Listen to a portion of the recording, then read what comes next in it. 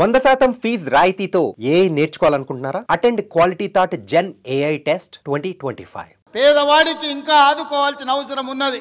ఆ ఆలోచనతోనే గతంలో రైతు భరోసా 5,000 ఉంటే 10,000 రూపాయలు సంవత్సరానికి ఉంటే ఈసారి ఇంకా ధరలు పెరిగినాయని ఈనాడు రైతు భరోసా పథకం కింద ఎకరాకు 12,000 రూపాయలు సంవత్సరానికి ఇవ్వాలని ఈరోజు ఆ కార్యక్రమాన్ని ప్రారంభించినాం.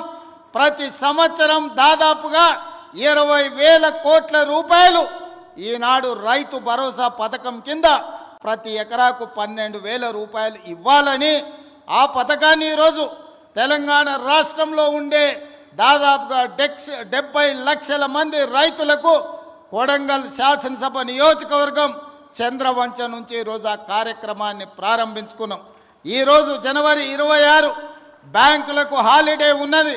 రాత్రి 12 గంటల తర్వాత ప్రతి రైతుకు, రాష్ట్రంలో ఉన్న వ్యవసాయ భూమి ఉన్న ప్రతి రైతుకు రాత్రి 12 గంటల తర్వాత ప్రతి ఎకరాకు 6,000 రూపాయలతోని మీ ఖాతాల్లో మీ నగదు టకీమని పడే విధంగా ఈరోజు కార్యక్రమాన్ని తీసుకున్నాం.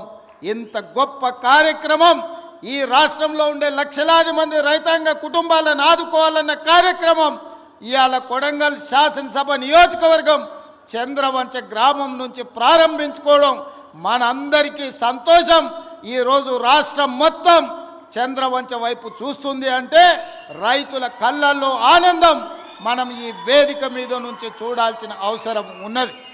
రేవంత్ రెడ్డి ప్రభుత్వం కానీ రేవంత్ రెడ్డిని వ్యక్తిగతంగా రేవంత్ రెడ్డిని ఒకసారి చూసినట్లయితే ఆయన ఎక్కువ మాటలు చెప్తాడు, తక్కువ పని చేస్తాడు అనేటువంటిది ప్రజల్లో ఉన్నది, ఇప్పటికే ఉన్నది.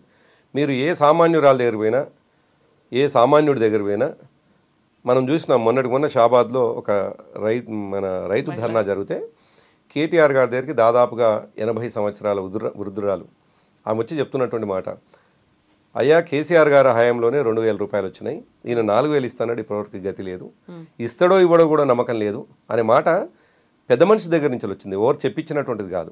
సో ఇది ఎక్కడ చూసినా కామన్ పీపుల్లో ఉన్నటువంటిది. రేవంత్ రెడ్డి ఇచ్చినటువంటి హామీకి కట్టుబడి ఉండడు అనేటువంటి అది ఉంది. సరే, రేపు 26వ తేదీ నుండి ప్రారంభమవుతుంది రైతు భరోసా అంటున్నారు. అది కూడా అనేక కటింగ్ల తర్వాతనే చేస్తున్నది. దాంట్లో కూడా చాలా ఇష్యూస్ ఉన్నాయి. సరే, వాళ్ళు చేసినటువంటి ఏదైతే విధి విధానాలనో ఇంకా ఫైనల్ కాలేదు, ఇంకా ఫైనల్ కావాల్సినటువంటి అవసరం ఉంది. అది వచ్చిన తర్వాత తప్పకుండా ఎంతమందికి నష్టం జరుగుతూ ఉంది, ఏమవుతుందో మనం గమనించే అవకాశం ఉంటుంది. ఇప్పటికీ మాకున్న సమాచారం ఏంటంటే 40 లక్షల మంది మాత్రమే వస్తుందేమో అనేటువంటిది సమాచారం ఉన్నది. ఇంకొక టెక్నికల్ కూడా, ఒకవైపు ఏమో భూమి లేనటువంటి వాళ్లకు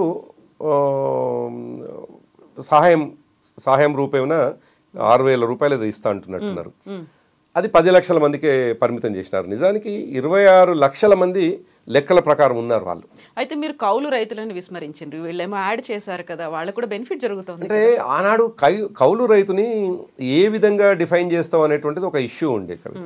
అందుకే వ్యవసాయదారులందరికీ రైతు బంధు ఇవ్వాలని చెప్పేసి ఆనాడు ఇవ్వడం జరిగింది. మనము ఏ విధంగా కౌలు రైతును గుర్తిస్తావు అనేటువంటిది, ఎందుకంటే ఏ రైతు కూడా కౌలు రైతు అని చెప్పేసి సర్టిఫికేట్ ఇచ్చే పరిస్థితి లేదు. 2 సంవత్సరాలు 3 సంవత్సరాలు కౌలు రైతుగా ఈయన కౌలు ఇస్తున్నాము అనేటువంటిది రాసియడానికి ఏ రైతు కూడా ఒప్పుకోడు. కాబట్టి కౌలు రైతులు అనేటువంటి విషయంలో ఈ దేశంలోనే ఒక మీమాంస ఉన్నది, ఒక కన్ఫ్యూజన్ ఉన్నది. ఎవరిని కౌలు రైతుగా చూడాలి, కౌలు రైతు అని చెప్పడానికి ఉన్నటువంటి ఆధారం ఏమిటి అని తెలంగాణలో లెక్కాపత్రం లేదు అంట. అంతే కదా, నిజం కూడా లేదు కదా. అందుకోసం ఏంటంటే కౌలు రైతు విషయంలో ఆనాడు కొంత కన్ఫ్యూజన్ ఉన్నది.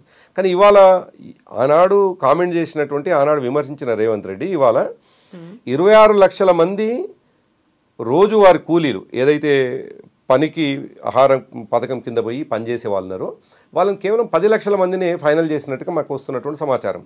మరి మిగతా 16 లక్షల మందికి కూడా విస్మరిస్తూ ఉన్నాడు కదా.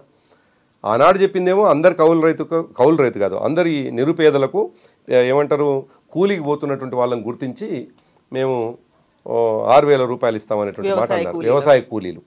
ఇవాళ వాళ్ళు దాదాపుగా 26 లక్షలు ఉన్నట్టుగా తేలింది మాకున్న సమాచారం కానీ ఉన్నటువంటి లెక్కలు.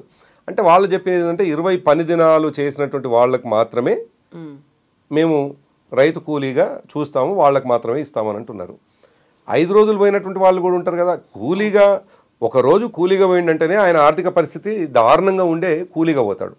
నిజానికి మధ్యతరగతి వాళ్ళు, కొంత ఎఫర్ట్ చేయగలిగిన వాళ్ళు, కొంత జీవితం బాగానే గడుస్తుందన్న వాళ్ళు కూలికి పోయే పరిస్థితి ఉండరు. ఒక్కరోజు కూలికి పోయి మరో రోజు ఎందుకు పోలేదు అని అంటే, 5 రోజులు కూలికి పోయి మిగతా రోజులు ఎందుకు పోలేదు అంటే, ఇంతకంటే బెటర్గా ప్రైవేట్ వాళ్ళ దగ్గర ఎక్కడైనా దొరికే అవకాశం ఉందేమో, అందువల్ల పోకపోవచ్చు. అంత మాత్రాన 20 పని దినాలని ప్రామాణికంగా తీసుకొని మిగతా 16 లక్షల మందిని కట్ చేయడం అనేటువంటిది కూడా ఇది కోతల ప్రభుత్వంగా కనిపిస్తూ ఉన్నది.